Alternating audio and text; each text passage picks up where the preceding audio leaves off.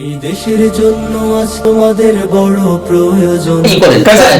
জালসা বন্ধ করার ব্যাপারে বলবেন না, জালসা বন্ধ করা বলছি না, মেলা বন্ধ করার ব্যাপারে বলবেন। আপনি মেলার বিরুদ্ধে বলুন, আপনি মেলার বিরুদ্ধে বলুন, আপনি মেলার বিরুদ্ধে বলুন, কিন্তু ইসলামিক জালসার বিষয়ে আপনি বলবেন না। আমি জালসা বন্ধ করতে বলিনি, মাদ্রাসা মসজিদে আমি নই।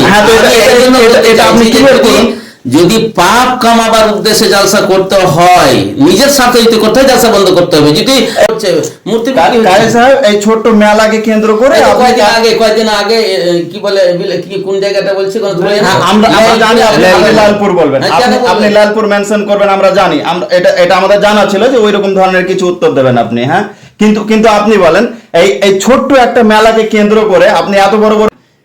আমি বলছি কারি সাহেব, এমন কি হয়ে গেল যে এই এরিয়াতে এতগুলো আলেম থাকতে এই বর্তমান যে কুসংস্কার হচ্ছে, সাপোজ যেমন জালসা বলুন, আর কিছু জালসা নামে যে সব মেলা সাজিয়ে জালসা, আর কিছু তো এতগুলো আলেম থাকতে আপনারই কেন মাথা ব্যথা হচ্ছে?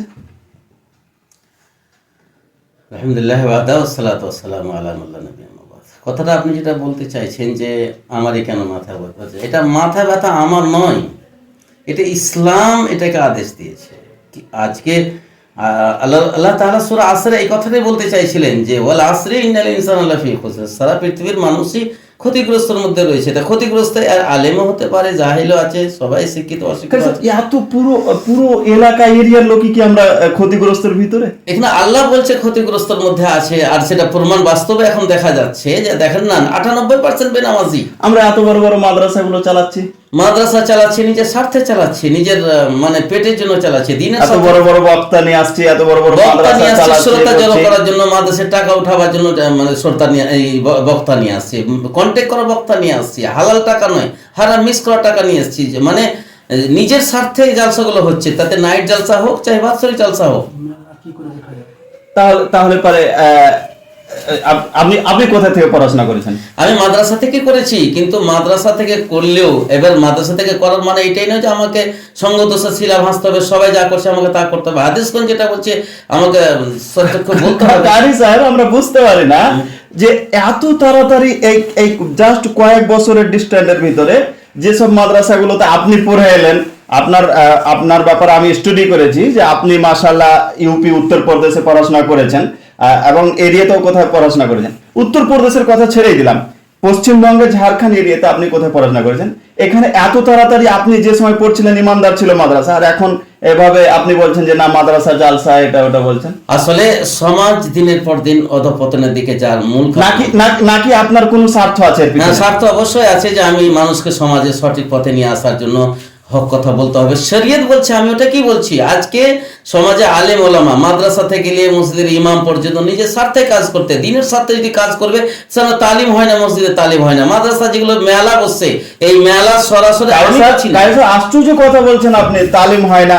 এর চাইতে বড় তালিম কি নেবেন? আমাদের এরিয়াতে করোড় টাকা লাখ লাখ টাকা খরচ করে যেটা জালসা হচ্ছে, ওয়াজ মাহফিল হচ্ছে, আপনার নজরে কোনটা? আপনার তালিম কোনটা? না না, জালসা তালিম কোনটা?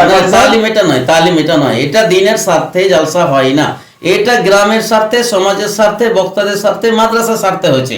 যদি মাদ্রাসার স্বার্থে না হয়, মসজিদের স্বার্থে না হয়, তবে নামাজ কেন তৈরি হবে? আজকে মেলা বসছে, অশ্লীলতা, মানে ছেলে মেয়েরা নিজের মনোরঞ্জন করছে, প্রেম করছে, মূর্তি সাহেব এই ছোট্ট মেলাকে কেন্দ্র করে কয়েকদিন আগে কি বলে, কি কোন জায়গাটা বলছি, আমরা জানি আপনি লালপুর বলবেন, আপনি লালপুর মেনশন করবেন, আমরা জানি, এটা আমাদের জানা ছিল যে ওইরকম ধরনের কিছু উত্তর দেবেন আপনি। হ্যাঁ, কিন্তু আপনি বলেন এই ছোট্ট একটা মেলাকে কেন্দ্র করে আপনি এত বড় বড় প্রোগ্রামগুলো বন্ধ করে দিচ্ছেন, আপনি এত বড় বড় প্রোগ্রামগুলোর কথা বলছেন।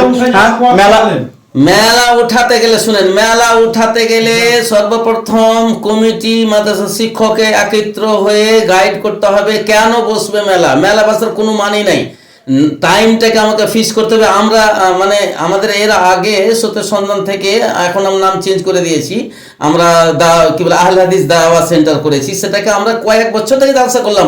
কোনোদিন তো একটা বেনামাজি থাকেনি, সব নামাজি হয়েছে। পুরো কোন গ্রাম করিনি, চাঁচকি, জানকীনগর, আজনা, কুপাগর, সীতেশনগর, মনিরামপুর সব গ্রামে করেছি, কই একটা তো বেনামাজি হয়নি, নামাজ পড়েছে সবাই। আর আপনারা জালসা করছেন যেভাবে হয়, টাইম না, জালসাকে বন্ধ করার একটা পথ আছে, সেটা কি হলো জানেন, যে টাইমটাকে ই করেন।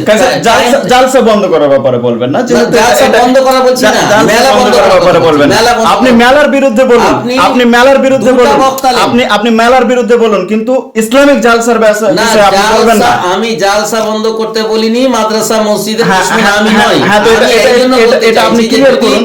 যদি পাপ কামাবার উদ্দেশ্যে জালসা করতে হয়, নিজের স্বার্থে যদি করতে হয়, জালসা বন্ধ করতে হবে। যদি মাঝে মধ্যে আপনি খুব একটা জোর সোর দিয়ে একটা কথা বলে থাকেন যে এমন লাইটের কি প্রয়োজন, যে লাইট দিয়ে মানুষ যদি অন্ধকারই যদি না শেষ করতে পারে, এমন চারাগের কি প্রয়োজন যে চারাগ দিয়ে যদি আলো না পাওয়া যায়। বক্তা কেন নিয়ে আসবো? যে বক্তা কন্ট্যাক্ট করে 50,000 টাকা লিবে চলে যাবে, তার দ্বারা সমাজের পরিবর্তন হবে না। আমাকে সুবক্তা, ভালো বক্তা নিয়ে আসতে হবে, যারা লিল্লাহির জন্য কাজ করবে। 5,000 টাকা দিব না, 1,000 টাকা কাজ করবে। টাইম ফিক্স করেন, টাইম খুব বেশি হলে রাত্রি 10 আসর থেকে 10টা পর্যন্ত করেন, মেলা বসবে না, কিছু বসবে না।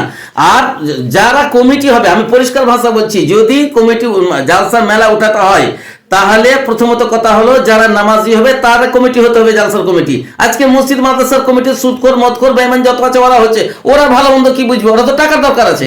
আল্লাহ এখান থেকে আমরা সমাপ্ত করছি, ইনশাআল্লাহ নেক্সট টাইম। আমি চাইবো, আমি শেষে একটা কথাই বলতে চাইবো যে মাদ্রাসা জালসার আমি বিরোধী নাই, কোনো বক্তার বিরুদ্ধে নেই। আমার কথা হলো পদ্ধতিটাকে চেঞ্জ করতে হবে।